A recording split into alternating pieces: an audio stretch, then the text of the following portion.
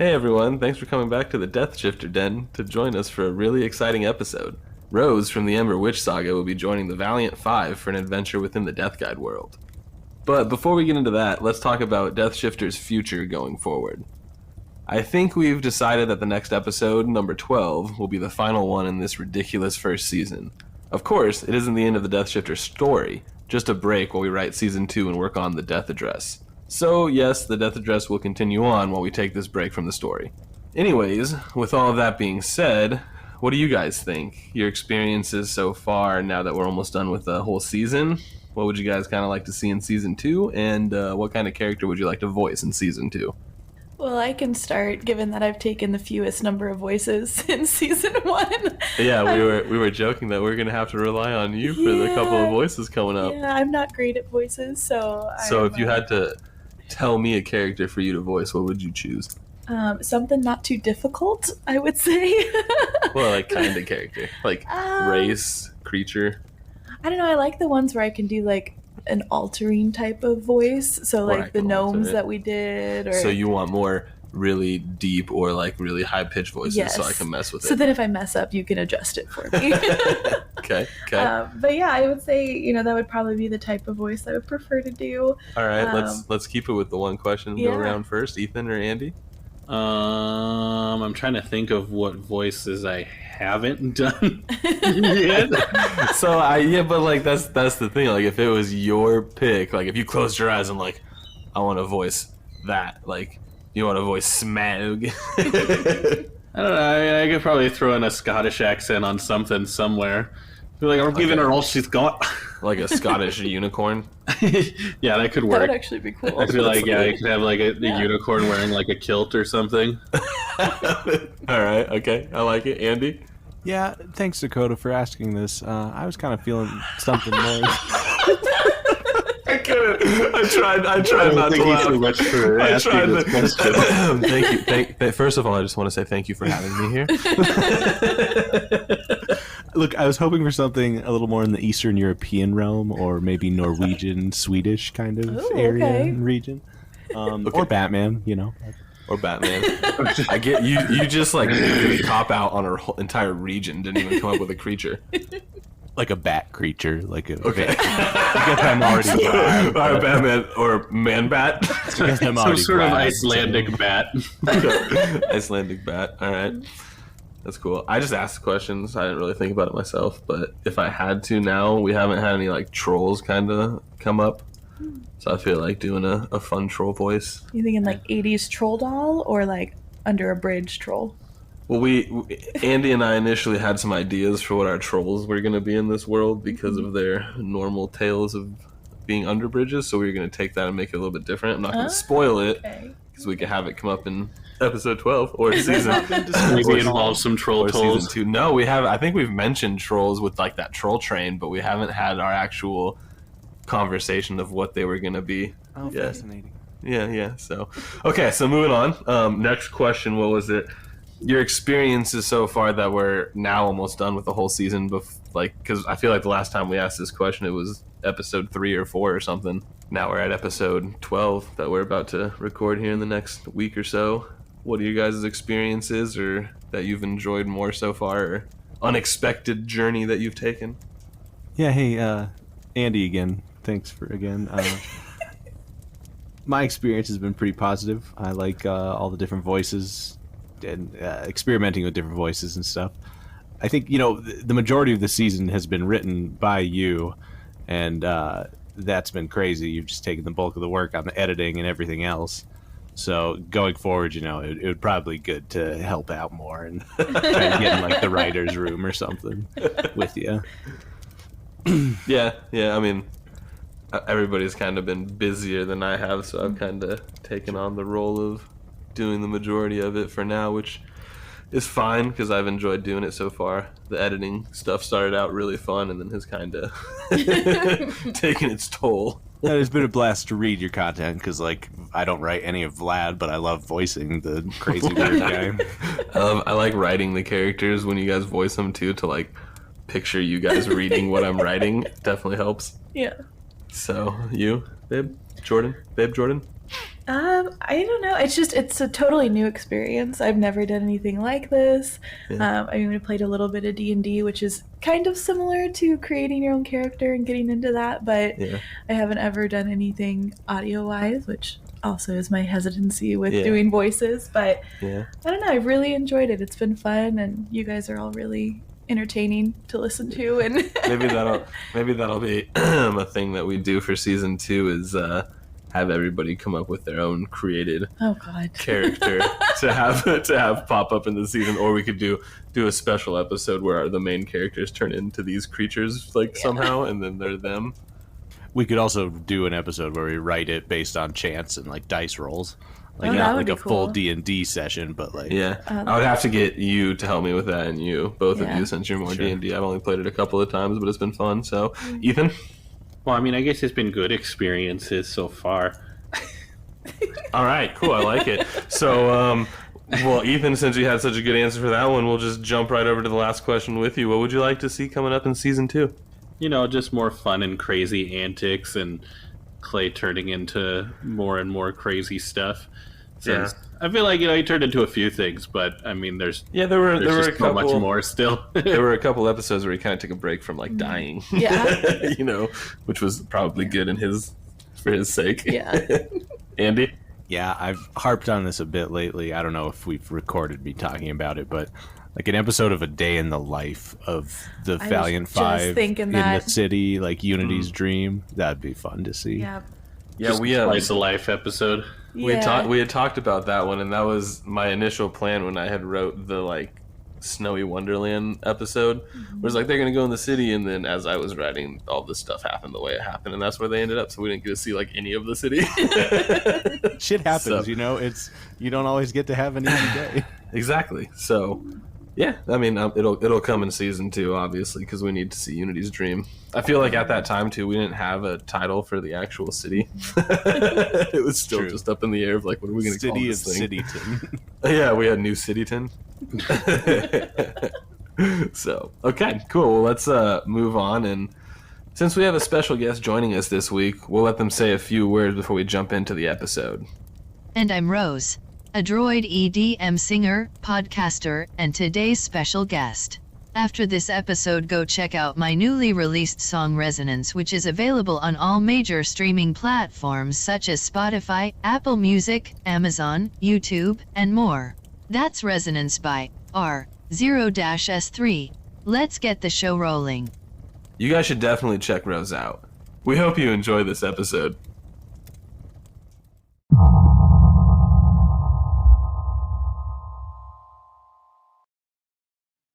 Episode 11, The Imp-osters.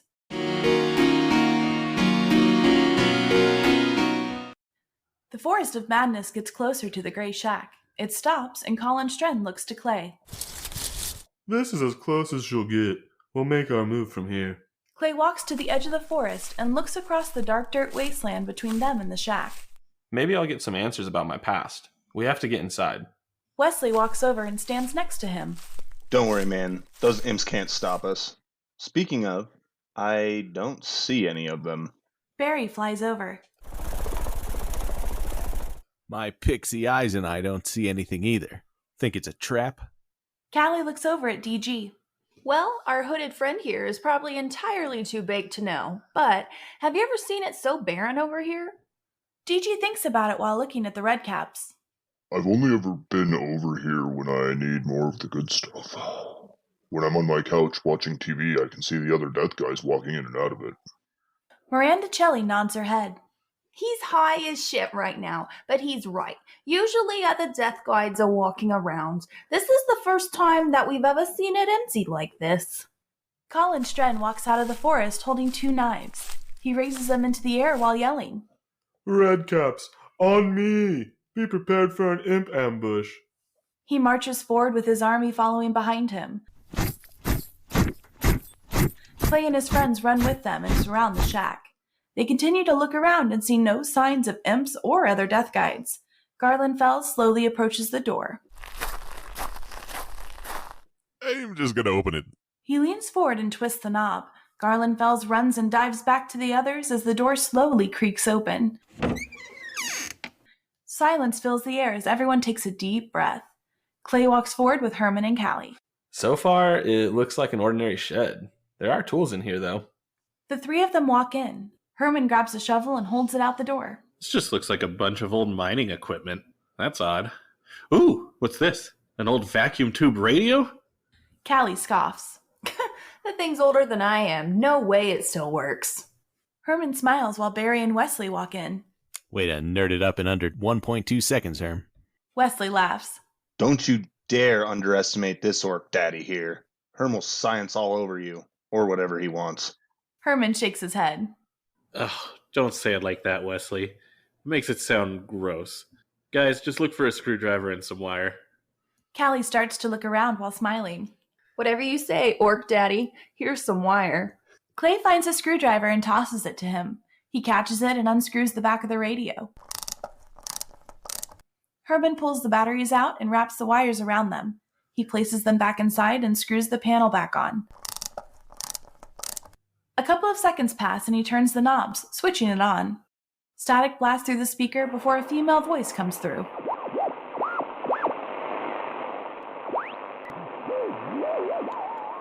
Codex 7745. Lone Wolf Protocol activated. What? No, deactivate? Shit, my navigation systems are damaged. Designation R0S3 distress beacon active. If anyone is receiving this, my name is Rose. I need your help. Cali looks back at Herman, impressed. You know, maybe we should reconsider this science lab thing. He smiles while looking at Clay. Clay, have you ever heard that name or recognized the voice? Clay shakes his head. No, I don't think I know who that is. Wesley takes a closer look at the radio. Whoever it is, they need help. And they have to be extremely smart to be able to get a message through on this old thing. Barry continues to look around the shed. They grab a pickaxe and start swinging it around. What's with all this mining equipment anyways? It makes no sense. Unless, there used to be, miners here. Herman runs over to them. That's gotta be it. Check everything.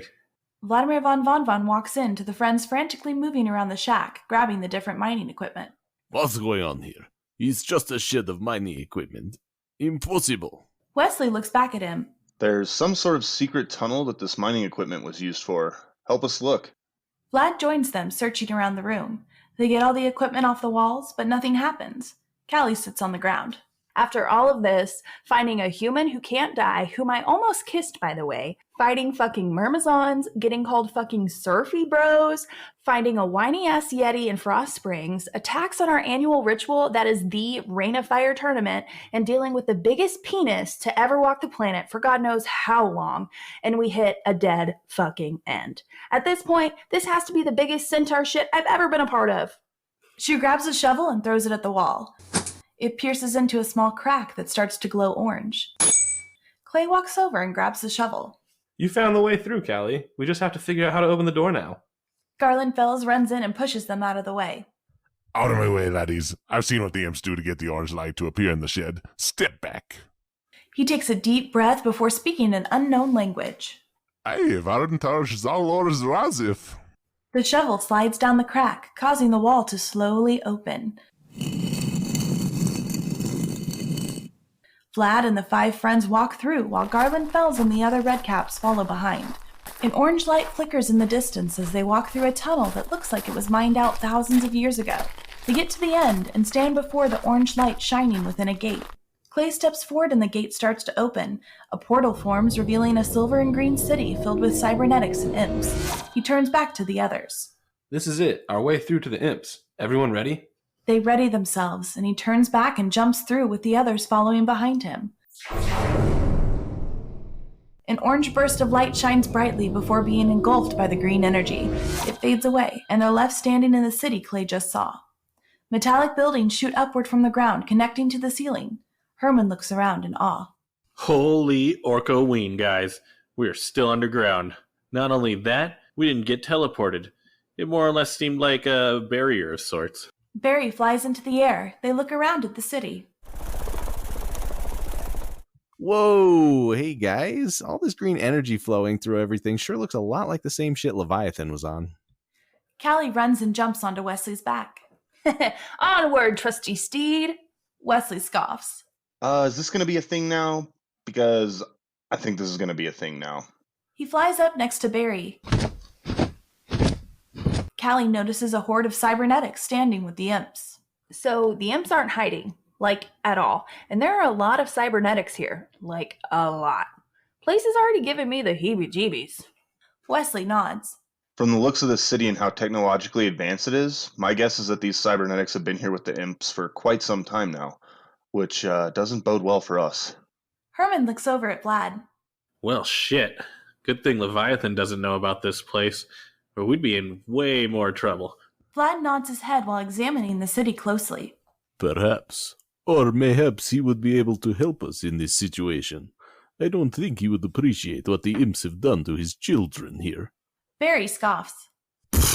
Oh, quit always jumping to conclusions, Mr. Spooky Pants. Maybe the locals are actually friendly for once. See, look, everyone's forming around that stage with the giant speakers over there. It's a party.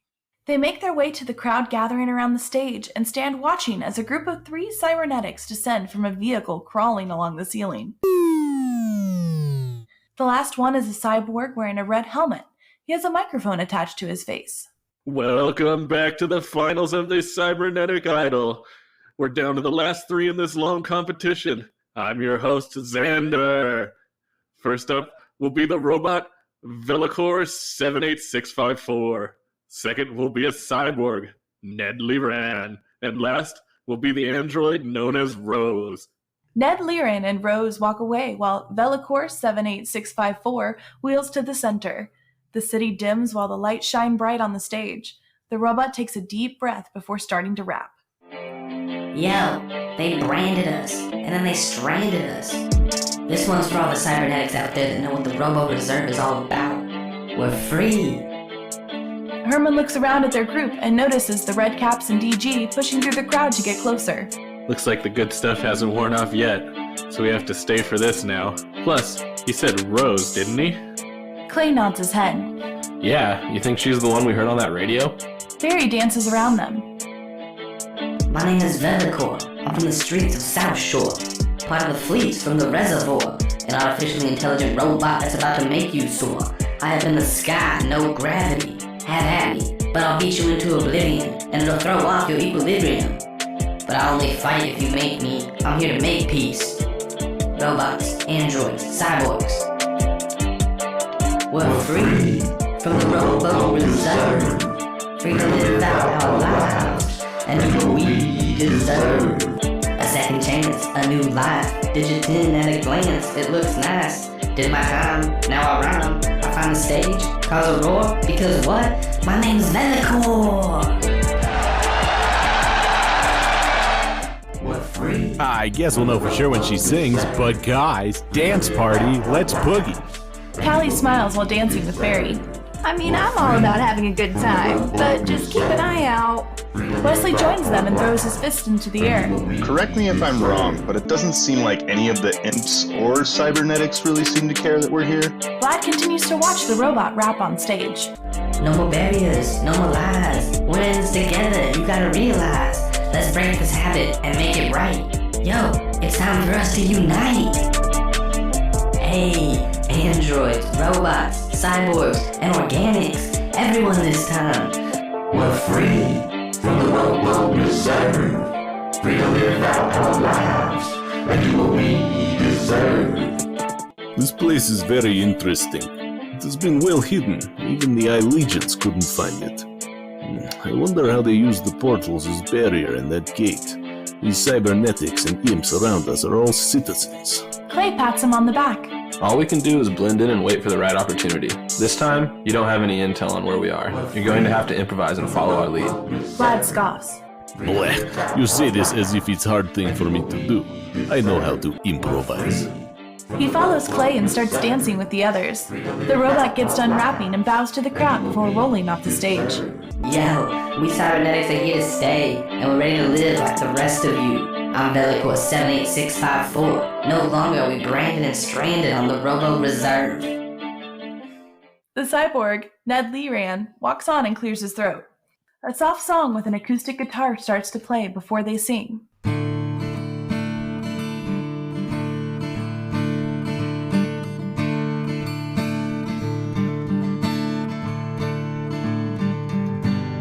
Time to learn. Time to laugh. It's the Death Address. Cali and Barry wipe their eyes. My God, he is as beautiful as a songbird, and so is his voice. Barry agrees. OMG, he's even hotter than Bustin' Jeeber. Herman nods his head while putting his arm around Wesley. I always wonder what it would have been like if I followed my music career. Ned and I sound similar. I would have been way better than Bustin' Jeeber. Wesley laughs while patting him on the back. I'm sure that's exactly how you sounded when you sang. It's definitely a good thing you kept with science there, buddy. Vlad smiles while walking over to them. Ahaha, I'm sensing kindred polymath spirit in you, Herman. I did little bit of this, little bit of that. The ladies, they loved my voice. We would win this concert if we were up there singing, yeah?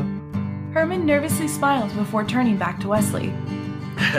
Yeah, good thing I kept with science. Vlad's kinda helped me see that just now.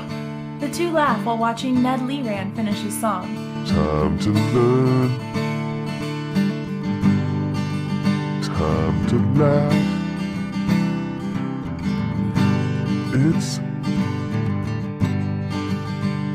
the Death Address. The crowd claps while he walks off stage. Rose steps forward and the crowd goes silent.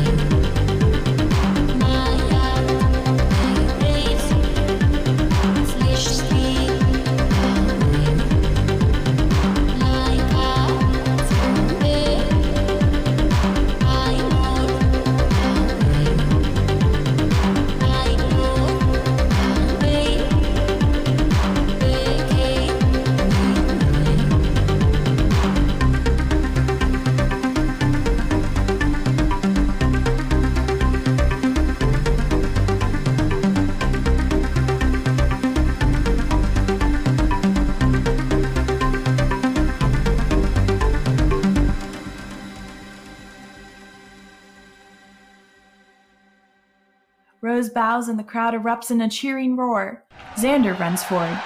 No need to even vote after that performance. The crowd says it all. Our winner of Cybernetic Idol is Rose. An arm shoots out of the front of the stage holding a gold medallion. Zander grabs it and places it around Rose's neck. The medallion is your prize. Use it to enter the Imp Citadel. When you scan it at the door, the Imps will know. They'll come to you, and the tour will begin. Thank you for competing in Cybernetic Idol, and congratulations. The lights on the stage turn off, and the rest of the city brightens back up. Rose starts to walk off stage while Cali and Barry chase after her. Clay turns to the others. After hearing her sing, it's definitely the same Rose we heard on that radio you fixed, Herm. He nods. I second that, Clay. We need to catch up to Cali and Barry before they freak her out, though. Wesley grabs Vlad and flies after them. We'll get there and have Mr. Smooth Talker here explain everything to her. Vlad looks around, confused. This is me you're referring. I don't know about Smooth Talker, but I'll take it. Clay jumps on Herman's back, and the two chase after them as the crowd of cybernetics and imps scatter back into the city. Cali and Barry catch up to Rose, walking down the street toward an enormous octagon building with the city's green energy flowing into it. Hey, hold on a sec. We need to talk to you. Barry floats closer to her, but she puts her hand up to stop. Jeez, I swear we aren't crazy stalker fans or anything. We just need to talk to you. Honest. We heard that transmission you sent on a radio outside of the city. Rose stands staring at them. You what? How is that possible? I sent that 10 years ago. That being said, the droids of this city responded immediately. However, getting any information on where I am has been impossible. Wesley and Vlad catch up. Vlad jumps down and bows to Rose. Hello, my name is Vladimir VonVon. I am the mayor of Unity's Dream and co-founder of the Allegiance of Ice. And, well, a lot of other things, too. What my friends here say is true. We don't want to cause any harm or anything. We heard your transmission on the surface before coming down and hearing you sing. Oh, beautiful voice, by the way. Just fucking fantastic. And congratulations on victory. She takes a couple of steps back before responding. I'm sorry to disappoint you, Vladimir, but I have already been rescued. I've built a life here over the past 10 years. Your services are no longer required. Rose turns away from the group but stops before she could step away. The neon purple glowing segments that run through her body dim, and she shakes as if the air turned to ice. Shit, my color is breaking down. I've been away from Haven too long. Rose turns back around and stares the group over, her glowing eyes flickering as her power struggles to keep up with the demand. You stated that there was a surface to this place, correct? Can I trust you to take me there? Clay takes a step closer to her. If there's anyone you can trust, it's these guys. They found me unconscious in a bush a little over a week ago, and now they're my best friends. We can help you. This is going to sound weird, but time passes differently here. You've really only been gone from your world for a few minutes. She looks at the medallion before turning and pointing at the octagon building. I suspected that there was more to this place than meets the eye. My power is fading away, and if I do not return to my world I might die. However, there is a problem. When I arrived here, the creatures I have come to know as imps stole something from me. A sword of immense power. A weapon that in the wrong hands could destroy everything you hold dear. It was only by sheer luck that I arrived here and not in the empty void of space when the portal I opened with it imploded. Void knows what they have been doing with it all this time, but I have yet to feel it awaken. Herman turns to Vlad. Wow, that's interesting that your sword opens portals like the imps. They probably want to use its power to enhance theirs. Cali slowly approaches Rose and reaches her hand out for hers. So, honestly, bro, I'm not good at this shit, but if there is anything that I've learned from these punk-ass kids I have with me, it's that you deserve to be where you belong and feel a part of something. Rose takes a couple of seconds while clenching the medallion tightly. I belong nowhere. My only place is to watch over the Black Blade. Those around me never last. Barry flies over and looks at the octagon building. So what exactly is the plan here? None of us really look like imps or cybernetics. Wesley chuckles to himself. To be fair, we've already been noticed in the city as ourselves. Maybe we just go in like this? Vlad nods.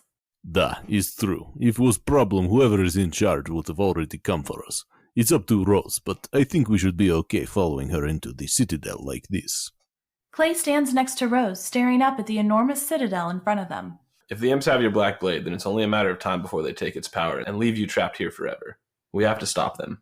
Rose nods her head. If the blade awakens, no living being would be safe. I'm guessing that the lack of color has something to do with its slumber. Either way, I agree. Getting that sword back is my only option to getting back to Haven. Cali starts to walk toward the octagon building. And how exactly did you come to possess this blade? Rose follows behind her while clenching her fist. I didn't choose to carry it, it chose me. The details of how and why are irrelevant. Barry, Wesley, Herman, Clay, and Vlad run after the two and stand with them, looking up at the colossal entrance door. Rose removes the medallion from around her neck and holds it up. A couple of seconds pass before a golden eye appears on the door.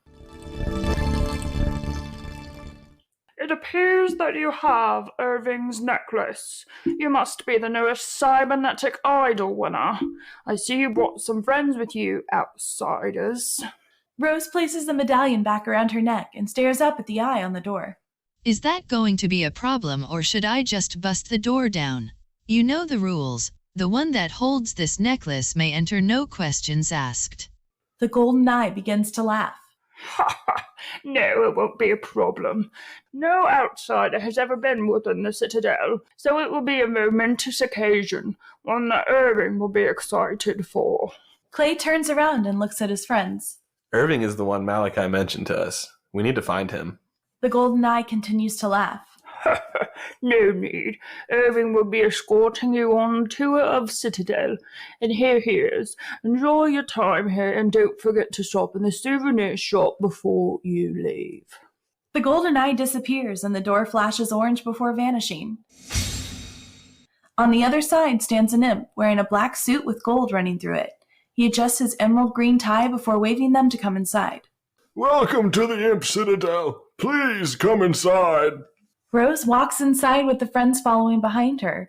Irving shuts the door behind them and points around at the building's scenery. There isn't room for such a lush environment outside of the Citadel. Plus, the cybernetics don't care for it as much. Rose scoffs. You're mistaken. I find nature to be beautiful.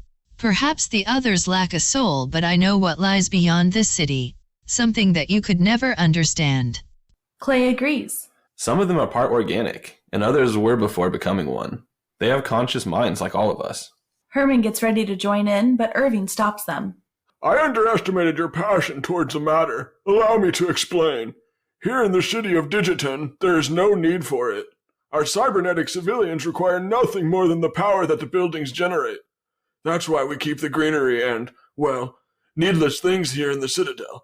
Think of it as a place for everyone to come and visit when they're in need of seeing our old world. Speaking of, how is it that you organics were able to find our hidden sanctuary? Cali crosses her arms while looking around. Sanctuary? Sanctuary? Looks like a fucking prison to me, Irv. As if we don't know who you are. The fucking audacity. Herman stands tall behind her. We know who you are, and all the trouble you've been causing for everyone. Irving smiles while walking toward them. It appears Malachai wasn't able to keep his mouth shut. Well, if you know that, then I suppose I can be honest with you. Vlad jumps forward. Where is Marilyn? I've waited a long time to confront her for killing Camilla. Irving gets a serious look on his face. Marilyn is currently unavailable, but if you ask about her, then you must be the legendary Vladimir VonVon. He nods his head. If you know of me, then I'm sure you've heard that you should not fuck with me. Wesley stands ready to back him up. Or the Valiant Five. Irving smirks at them before bowing. It is an honor to be in the presence of such greatness. Please, relax and enjoy your time here. It has been a very long time since we've had company from outsiders. They follow Irving down the hall while looking through the different glass cases. Barry walks next to Rose. So, since you're like an android, super cool by the way, what are your thoughts and feelings on all this like flora, fauna, nature junk? Rose thinks to herself for a moment before smiling. I was once like you. I felt the sun on my skin, the breeze through my hair, and the smell of roses. That was a very long time ago, however. There is a beauty to nature.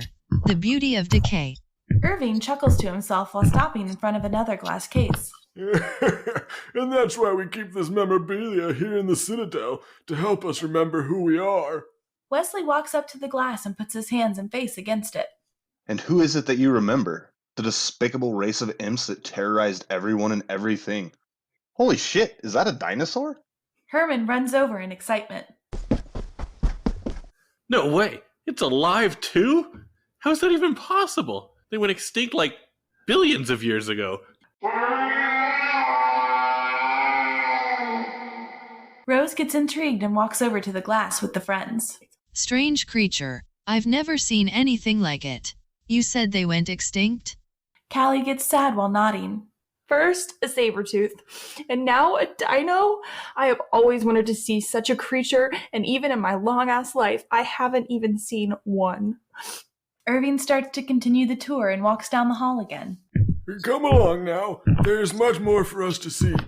And all I'll say is that when you've opened portals for an eternity, you'll learn a lot about it. The friends continue to walk behind him. Vlad turns and looks at Clay. None of this feels right. Irving is taking us on this tour to stall us. He knows why we're here. Clay nods while looking back up at him, leading the group with a smile on his face. What are we supposed to do? We can't sneak away, he'll know. Rose trusted us and got us inside. I say we follow her lead and trust her. Vlad starts to get uncomfortable. I do not like not being in control. Perhaps that's why I feel this way. Fine, I will trust you and we can trust her. Trust. Woo. Irving stops in front of another glass case. If you thought the dinosaur was cool, then you'll love this. We were jumping through portals while testing out how far we could go. It turns out we can go really far. We ended up in a different dimension with different worlds and creatures. We took one as a souvenir. Clay approaches the glass and looks through to see a creature covered in fur. Its face kind of looks like a cross between a mole and an ape. What do you call it? Irving smiles while pulling a remote out of his pocket. Why don't you ask it yourself? He presses a button, causing a sliver of the glass to open. The creature runs forward and sticks his arm through, reaching for the friends. Finally, you have to help me. I don't belong here. Irving presses another button, shocking the creature inside the glass case. We've talked about this. You only answer questions that are asked to you. The creature stands to his feet and stays quiet while staring at them. Rose steps closer and looks at him. I know how it feels to not belong. What is your name? The creature places his hand on the glass. My name is Izliah, and I am a Johthun. I'm here because Irving and his people opened a portal on my world while investigating. I was captured and brought here as their prisoner. Irving presses the button on the remote, causing the glass to slide shut. He turns and continues down the hall. All right, Izliah. Our guests don't want to hear your life story. Jeez, can you believe this guy? Let's continue to the next exhibit. Vlad walks behind him. What, are we just supposed to ignore the fact that you took this creature from a different dimension, brought him here as your prisoner? How does that help you and the other imps here? Irving laughs. I said many things had changed. I never said we were perfect. Jerry, you son of a bitch, did you get those reports done? Another imp wearing a green suit walks out from a door to the left of them. He bows to Irving. The reports are done and on your desk. Sheila should have brought them to you this morning. Irving looks back at him, embarrassed. Sheila, you said? Oh, shit. I fired her this morning after bringing me wrongly prepared chocolate milk for the 5th day straight. I threw it, and it spilled all over her and the papers she was carrying. You're going to have to redo those reports, Jerry. Jerry sighs deeply before bowing to Irving. It took me a week, including working on the weekend and missing my daughter's star in the school play. Irving walks over and places his hand on his back. Oh, jeez. I'm sorry, Jerry. I didn't realize little Stacy was the lead in the play. How about this? I'll do the paperwork and you can leave early to make up some time you missed with your family. Jerry stands tall while smiling at Irving. Really? You do that for me? Irving laughs while turning and walking away. No, get back to work and get those reports done. You should have seen your face, though. All right, come on. We have our last couple of exhibits to see before the tour is over. Rose catches up to him and grabs his arm. Zander told me that I'd see everything. You're forgetting a great many things, aren't you? Unless the promise was only a lie. Irving scoffs while pulling his arm back. I don't care if Zander lied to you about what you would see coming here. He isn't in charge. I am. And what I say goes. And you know what? Now that I'm thinking about it more, the tour is over. Yeah, I don't like being told how to live my life, or have random outsiders question what I do. Leave at once, or... Before he can finish talking, the ceiling above him shoots open and Cassandra floats down on her broom. You have to be fucking kidding me. Vlad and the Valiant Five are here in the secret citadel that we spent thousands of years keeping hidden? What the hell, Irving? Vlad steps forward while staring at Cassandra, confused. This is the first time in my life where I have no clue what's going on. What the fuck, Cass? Have you been working with the imps? How long has this been going on? She hops off her broom and walks over to Irving. She kisses him before looking at Vlad. For someone who brags about their perception and knowing everything before it happens, you're an idiot. Everything has been right in front of you from the beginning. Irving smiles wide while pulling out the serum Leroy made for him. He drinks it and starts to morph into Malachai while laughing slowly. I've had this serum for thousands of years, but your friend Leroy helped me perfect it. Not only us, but thousands of imps have been in front of you watching, spying, and betraying you. Vlad's butler, Ghoulard Butler, walks into the room. He drinks the serum and turns into an imp. I'm sorry, Vlad, but I had to for the sake of our mission. It hurts to say that I genuinely became your friend after all these years. Oh, and my name is Impard, not Ghoulard. Tears form in Vlad's eyes as he looks over at Cassandra. And you, show your true self to me. She pulls out a bottle of the serum and drinks it. Her body starts to morph until she stands before Vlad as an imp. He can't hold in his emotions and the tears drip down his face as he falls to his knees. No, it can't be Marilyn. You killed my beloved Camilla, your daughter. You hit her right in front of me. We had a relationship at one point. How could you do this to me? Marilyn approaches Vlad, but the Valiant Five jump in front of her. She smirks at them while stepping back toward Malachai. You can't stand in our way any longer. We have your android friend's blade. With it, I'll be able to raise the power of our portals. We have full control over not just our world, but infinite ones. Rose walks over and stands next to the friends. The void you won't, not if my friends and I have anything to say about it. Rose shakes again, and in a moment of silence, something snaps in her. All the colorless returns. I have been dreaming of your home. Barry gets excited. Oh my god, did she just say we're friends? Hold up. 6 forever plus Justin just doesn't roll off the tongue as nicely. 6 for dicks, 6 for chicks, 6 for clicks. Fuck, never mind. We'll sort it out later. Welcome aboard, Robo-Chum. Cali looks her up and down as she stands tall in front of Marilyn. Cybernetics has been out of the game so long, I forgot how damn sexy they are. Wesley shakes his head. I don't think Rose is interested in you or the check-sized baggage that comes with you. Cali nods while turning her focus back to Marilyn and Malachai. Big facts. Plus, I think I may have enough on my plate already with Frizzy. Herman scoffs. Damn it, Cali, stay focused. Marilyn's the one that caused all of this, even dating back to before Fayday. Clay nods while turning to check on Vlad. Herman's right. If they've had imp spies everywhere, then they know pretty much everything about us. Vlad, we need you. Vlad wipes the tears from his eyes while standing to his feet. He looks over at Marilyn. What is it you want, Marilyn? Why go through all this trouble after killing your daughter? What are you gaining from all this, other than my broken heart? Malachai laughs while drinking more of the serum. He morphs back into the Irving and stands next to Marilyn. Let's just say we're not working alone. Come on, let's get the blade and get out of here. Marilyn smiles at Vlad. My daughter was a small sacrifice that led to Fayday. We'll meet again, Vladimir VonVon, and you'll see soon enough that you have no chance of winning this war. Vlad reaches his hand out for her, but she turns and flies down the hall with Irving. Impard Butler stands in their way while more imps fly in and surround them. Don't make this any harder than it has to be. Stand down, and we'll escort you back out of the Citadel. Vlad laughs. You know me much better than that, Impard. He chuckles to himself. It was worth a try. I tried to push you away from all of this, Vlad, but you're too stubborn. Vlad looks to Rose and the friends. I'll handle Impard and the others. You need to get after Irving and Marilyn. Do whatever it takes to get that blade back to Rose. They nod before running after them. The imps start to follow, but Impard stops them. No, we stay here and defeat Vlad. Irving and Marilyn can handle those 6. The imps listen and surround Vlad. Clay and the others follow behind Rose, running after Irving and Marilyn. They pass by more glass cases filled with different creatures they've never seen before. Wesley stops and looks around at them. We can't just leave all of them in prison like this. We have to do something. We have to help them. Cali runs back and grabs him. Whoa, believe me, I would love nothing more than to help out all these poor creatures, but the fact is, we need to deal with Irving and Marilyn first. Wesley clenches his fist before running behind Cali. They catch up to the others and turn a corner to a black staircase with green energy running down it. Herman steps over to it. Well, this is interesting.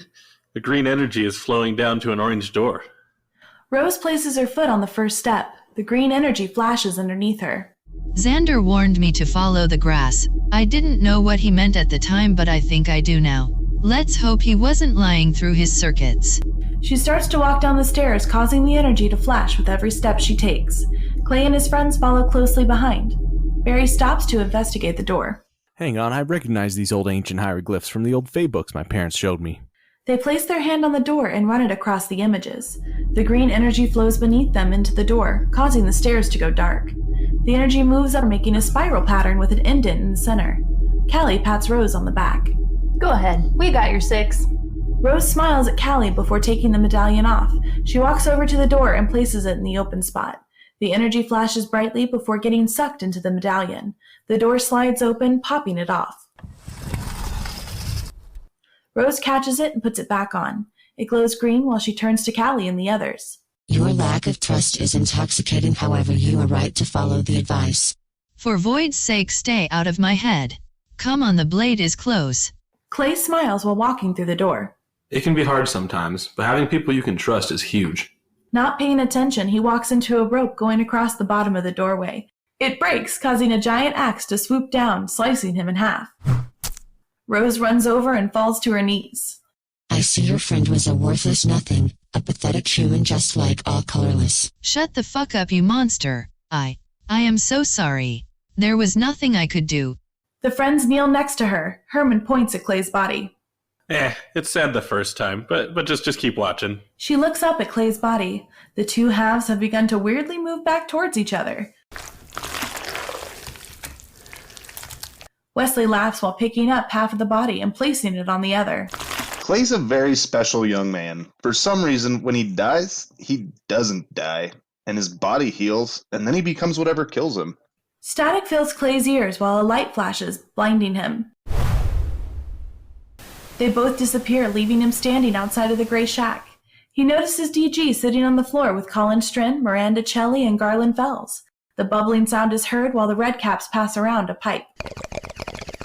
Must be nice. We're down there almost dying. Well, I died. And you guys are up here smoking more of the good stuff? DG coughs while blowing the smoke out of his hood. Whoa, calm down there, man. We're on the lookout for any death guides or imps, and I'm just trying to burn through the last of what I have. You want some? Clay shakes his head while sitting down next to them. Miranda Chelly smiles at him. So, did you find the imps down there? Clay sighs. We did, along with an entire secret city where they live with the cybernetics.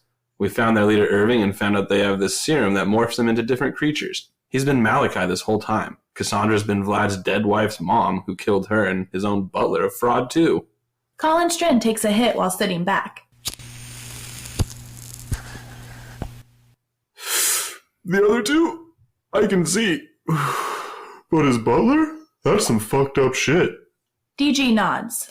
It's pretty unheard of for a butler to betray someone. Man, how did Vlad handle it? Clay shrugs his shoulders. It was a little tough on him at first, but he's Vlad. He got back up and was ready to take on a horde of imps while we went after Irving and Marilyn. I walked through a door and wham! A massive axe swung down and sliced me in half. Garland Fellz lies beneath them under the table. That would have been cool to see, laddie. Hey, your necklace is flashing blue there too, bud. Clay looks down at Talbit, flashing. It is time for us to go back. Your friends need you.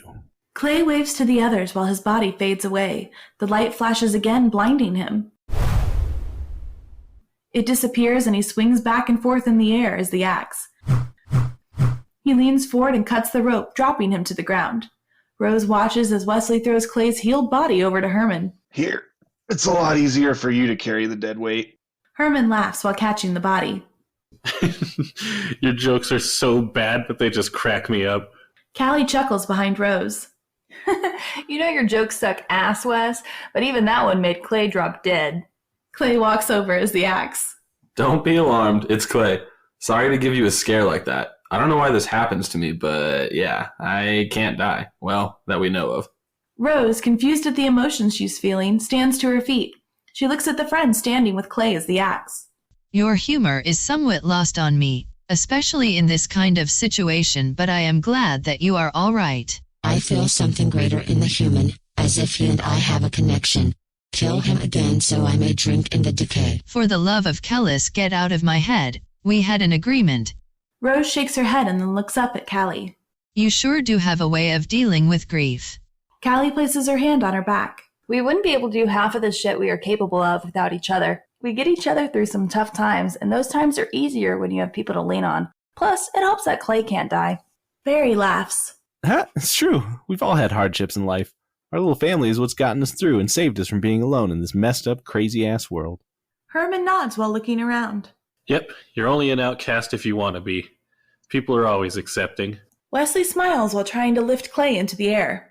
Damn, you're a heavy axe. Sorry, it's always hard to open up to people at first, especially since you run the risk of being hurt. But it's kind of part of life, and when you find friends like this, it's most definitely worth it. Clay smacks Wesley and pushes him away. I still can't remember my life before meeting you four. It's hard to even picture one without you guys now. Rose's smile fades as she turns away from them. I wish I could forget. I watched everything I loved die, my home destroyed in an instant before my very eyes, the only person left besides for me crushed by the ocean. Cali grabs her and pulls her in for a hug. That is so terrible. I am so sorry. I've lost a lot in my long-ass life, but nothing really compares. You never get over what happened, and you may never forgive yourself for being the one that got away and survived.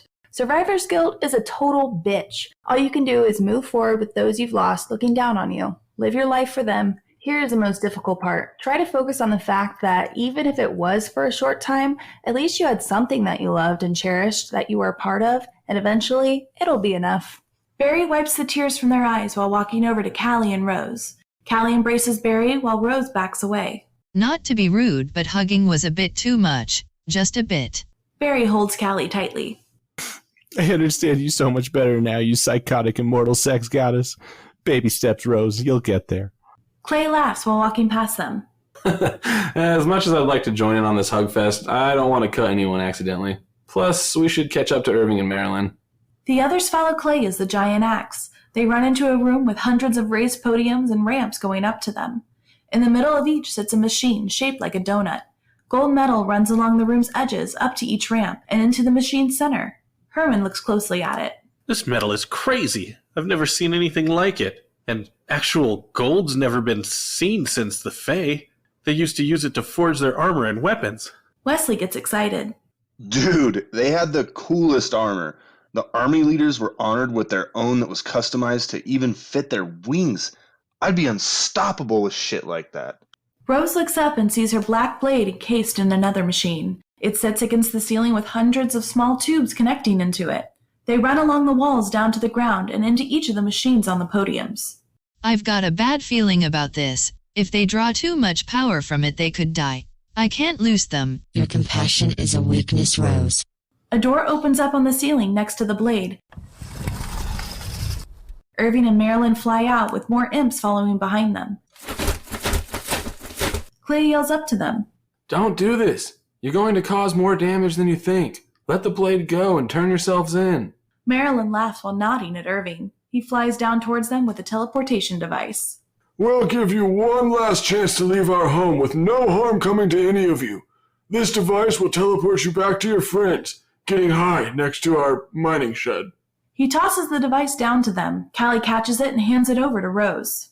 It's your friend up there. You take it. Rose takes the device and looks at it for a couple of moments. She turns to Herman and hands it to him. You know how to use this thing, right? When I give the signal, I trust you to do whatever is necessary. Herman nods while taking it. Everyone always relies on me to make the right call in these situations, so don't worry. She turns to Clay. I need a weapon. Clay, you mind lending me your help? Clay smiles wide while walking over to her. It would be an honor. Let's kick some ass. She hoists him into the air and stands ready to fight. Now I'm trusting you guys on this. Barry and Wesley float in the air while Herman stands tall behind her. Cali walks over to Wesley and smiles. He sighs while lowering back down towards her. Fine, but after we get through this, we're making Barry stronger so they can carry you. She laughs while hopping onto his back. Cali drops one of her knives down to Herman. For someone so intelligent, you sure aren't ever prepared for shit. He catches it and readies himself behind Rose. Marilyn laughs while Irving flies back up to her. So it appears that they won't use the device until they get the blade back. We knew this would happen, so that's why we put the tracker inside of it. When they use the device, it'll activate the energy wave and surround them. They'll never know it's on them unless, for some strange reason, an EMP goes off nearby. The two laugh before abruptly stopping. Irving yells to the imp horde flying behind him and Marilyn. Attack! Don't let them get the blade! We need it to open the portals to our masters! We're this close to transcending to them! He and Marilyn fly down to the center of the room to a computer console. They activate the machines, causing the one with the blade to start spinning. It slowly starts to speed up as Rose charges at the imps, swinging Clay around as the axe. She dodges to the side and blocks an attack from one, while Herman jumps in with a knife and stabs it in the back. He lunges forward at another one coming at Rose, while she uses both hands to launch Clay ahead, piercing the three imps coming towards them. She runs after it and grabs Clay from the wall, causing the dead imps to fall to the ground. Wesley flies above them, swiping his claws at the imps as they pass by, while Cali does the same thing with her knife while riding on his back. Barry flies behind them, getting the last hit in on the imps with her 2 daggers. Herman yells to Rose. All right, Rose, let's switch up for a little bit.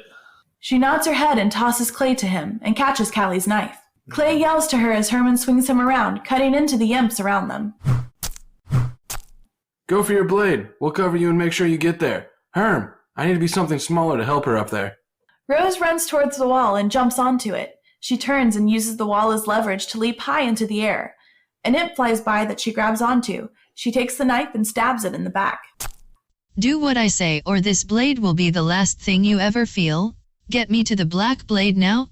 The imp whimpers before nodding and slowly flying up toward it. Marilyn and Irving notice. She waves her hand at him.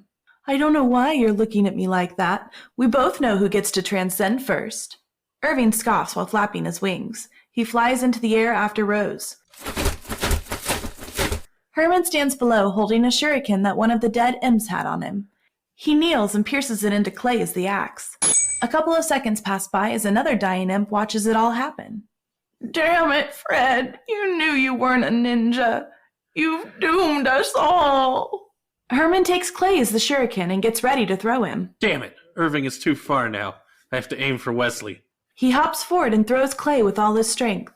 He flies through the air, passing right by Barry, fighting another imp. They watch as Clay zooms towards Wesley and Cali. Heads up, Clay needs a boost. He flies up next to them and starts to slow down. Cali notices and jumps off Wesley. She grabs Clay and smiles wide while using everything she has to throw him higher into the air. Wesley, it's up to your little dragon ass to get Clay to Rose. Barry, I hope you've been hitting the gym because your strength training starts now. Barry slices the imp and takes off toward Cali. They catch her and struggle to stay floating. Herman chases after them and dives. He catches them just before they hit the ground. Barry laughs. Ha! Pixie physiques aren't built for this. Cthulhu, if you spare our lives now, I swear I will hit the gym every elder goddamn day. Cali laughs while patting Herman on the arm. Science lab confirmed. Herman smiles while putting the two of them on the ground. See, I told you cardio is super important.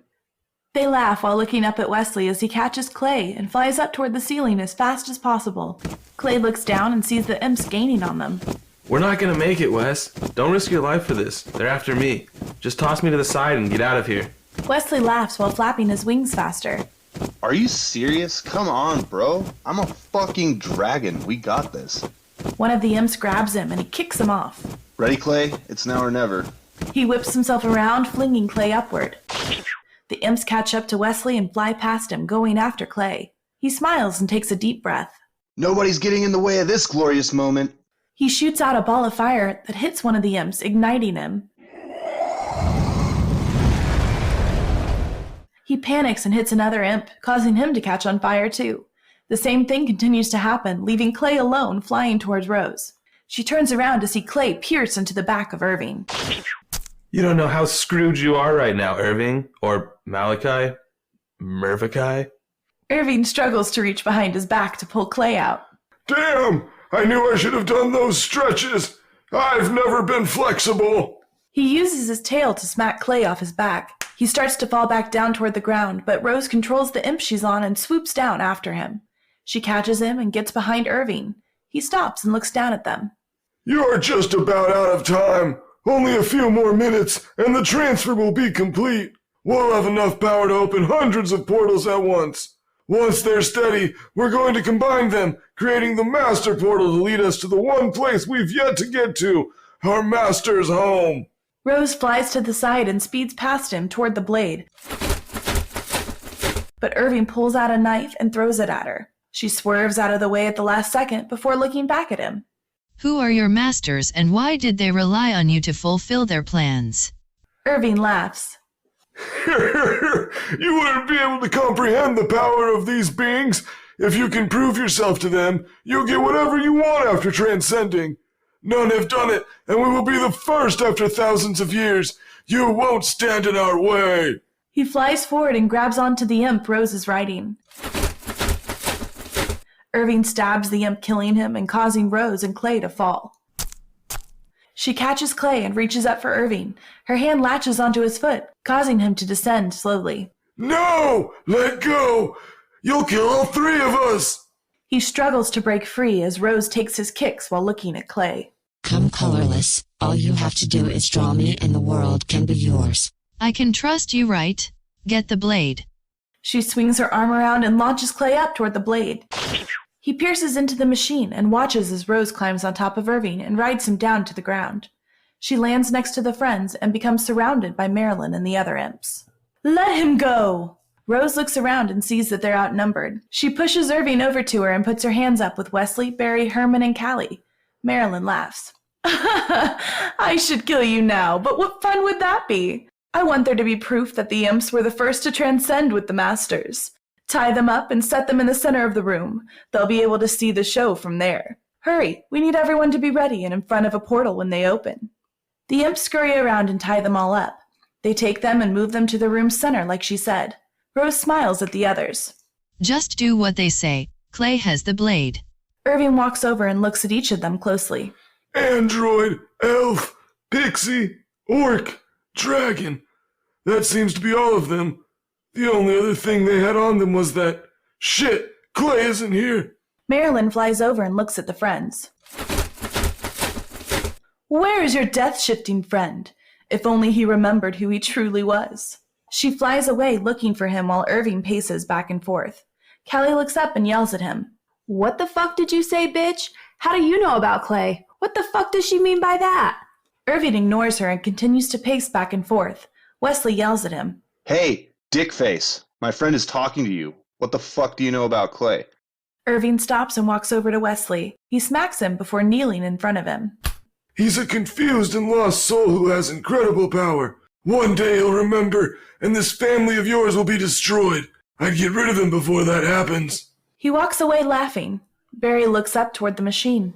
Man, Clay would never betray us. He's family for life, just like in the fates and the ferociousness. We drank to it for fuck's sake. He can do this.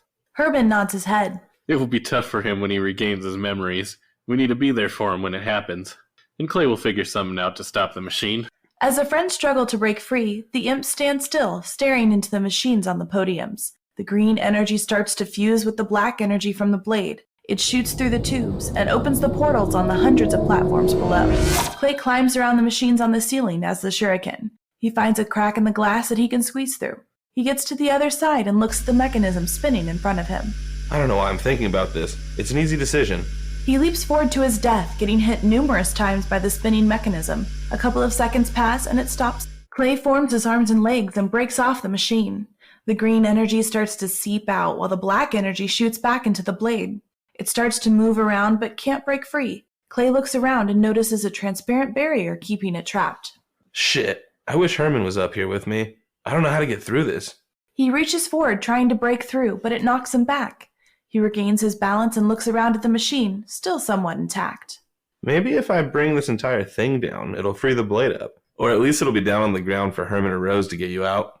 As Clay breaks the machine on the ceiling, the portals start to close slowly. Marilyn yells out to the imps. I am the only one to go through. I'll explain everything to the masters and return to save all of you. She jumps through the closing portal and vanishes. The other imps look around before turning to Irving. He raises his hand and gets ready to talk, but instead he turns and jumps into the portal right before it closes. The other imps start to panic as the machine above them begins to fall. Vlad and Impard Butler come running into the room. Did they escape with the blade? What happened? He and Impard run over to the friends and untie them. Impard looks to his people. My fellow imps, I have been a double agent working with Vlad, hoping that we could overthrow Irving and Marilyn. Look what they've done. We've been in hiding for over 1,000 years. We're not the villains everyone makes us out to be. Not anymore. Irving and Marilyn abandoned you because of their obsession to transcend with these so-called masters that they have only ever talked to. The imps whisper to each other before kneeling to Impard. Vlad laughs while patting him on the back. Looks like you're the new leader of your people, old friend. The cybernetics in this city need someone like you to learn from. When you think they're ready, we should have them join us on the surface world, yeah? Impard smiles while hugging Vlad. We'll be in touch. There's a lot to discuss going forward. He watches as Impard walks away to the other imps. He turns around to the others and watches the blade and Clay fall from the ceiling. Rose catches her blade while Clay smashes down onto the ground. His necklace flashes blue on his body over in the corner before flying toward him and piercing his broken metal body. His eyes open and he moves the debris covering his human body. Seriously, Herm? How'd I end up against the wall under all that shit? Herman shrugs his shoulders. I mean, there was a battle going on, so it just kind of seems safer over there. Clay laughs while walking past him. I'm just messing around. Thanks for stashing it over there. Hey, Rose, how's the blade looking? You able to get back home with it? She holds it tightly while smiling. A bright green eye opened within its crystal structure. Yes, as long as the imps portals don't interfere again, I will be able to get home. Thank you all for your help. If it wasn't for you, the world could have been destroyed. Barry walks over and opens their arms up for her. Rose takes a couple seconds before leaning forward and hugging them. I guess a hug wouldn't hurt. The others run over and join in for a group hug. The eye within the blade rolls in disgust. You're pathetic. Shut up already. They get interrupted by Vlad getting a call from his science lab. Hello. Frizelda, is this you? Silence fills the air for a moment. Finally, Leroy speaks. The book, Vlad. We need to fulfill the prophecy. It's the only way to transcend and bring magic back to our world. Vlad puts the phone on speaker before calmly speaking to Leroy. Leroy, listen to me right now. You are on speakerphone, so everybody can hear you. What have you done with Frizelda and the others? If you have harmed any of them. Leroy laughs maniacally. How dare you put me on speakerphone, you dick! All of them are fine for now. Just get back to the science lab and bring the half of the book you have. The phone hangs up as Vlad turns to the others. I'm sorry, but if we're done here, we need to get going. Rose takes her blade. Black blood drains from the crystal and scorches the ground like acid. She swipes it through the air, opening a portal.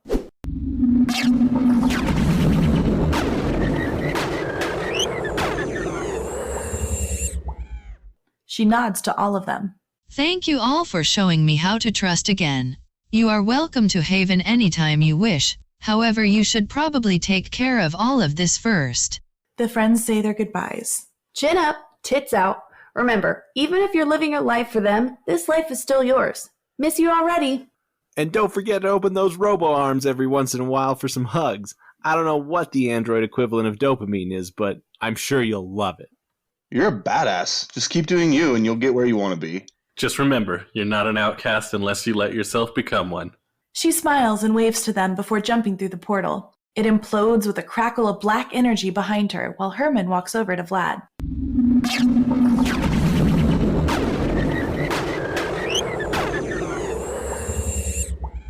I really liked her. Not gonna lie, I'm glad cybernetics are back. Wesley follows behind with Barry and Cali. I'm sure they have a ton to offer to science, and I'm sure Callie's very excited that they're back too. She stretches her arms into the air. You bet your sweet ass I am. They can do things that you can't even imagine doing. Luckily for me, I have a wild imagination. Barry smacks her on the back.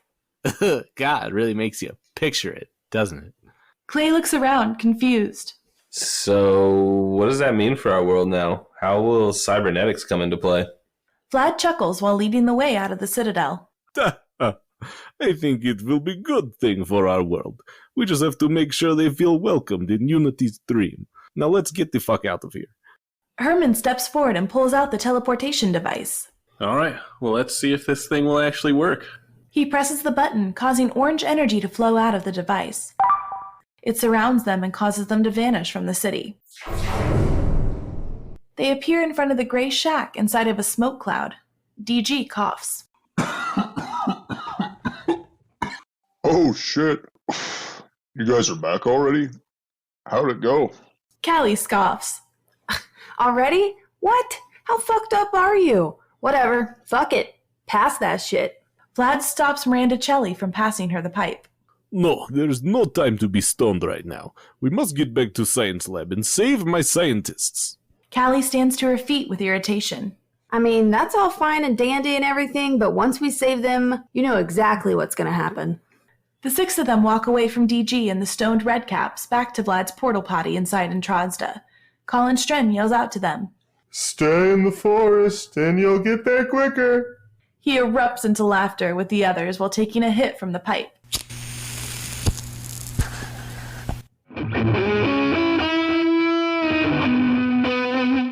Epilogue. Black blood pooled around the massive blade. Neon purple glowed around the hilt as Rose gripped it tightly.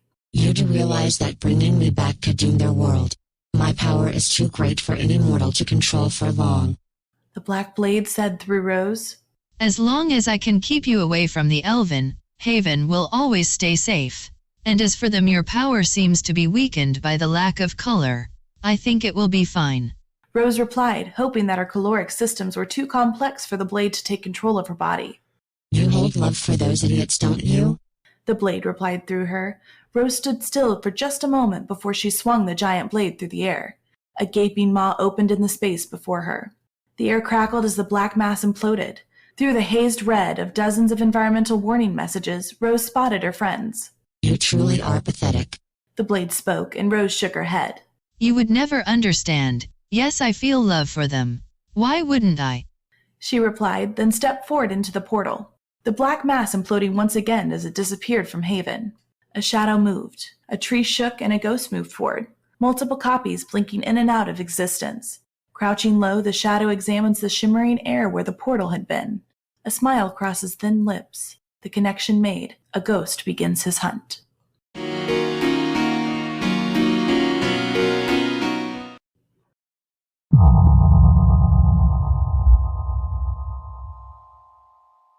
What an episode. It had everything. Drama, action, music. Speaking of, how'd you guys like the songs that were played in the episode? Oh man, they were something. Velicor was pretty dope, and Ned Lirin even moved me a little bit, but they had shit on Rose. Yeah. Yeah. Well, I mean, not that I know the other two artists, Velicor and or Ned Lirin, but Rose definitely just wiped them to the curb, you know? Yeah, different level. Wiped them to the curb. Yeah. Yeah. I'd say Rose killed it. Kicked them to the curb. No, wiped them to the curb. You heard what I said. Ethan? Rose did good. The other guys, they need some work. They'll get there. Yeah, I don't think Simon would have liked Simon them. Cowell. Yeah. So you guys approve of Rose, and you're saying Velicor and Ned Lirin weren't good? No, I'm not saying that. I don't know about weren't good. I think you guys are gonna be really like upset and jealous when you realize Velicor's about to sign a record deal. Yeah. Oh shit! I feel like Ned Leran stole his song from somewhere else. I just can't place it. Or somebody hired Ned Leran to do an intro song for their other segment that somebody may happen to do. I don't know. What do you guys know about that? Nothing. So, moving along, besides the music, there was some other pretty cool things that happened in the Imp-osters episode. Malachai and Cassandra were imps the whole time. Mind blown. I can't believe Ghoulard Butler betrayed my boy Vlad that way. Except for, I guess, he didn't really in the end. But it seemed like it at first, and that was upsetting. He did a good acting job. He was a double imp agent.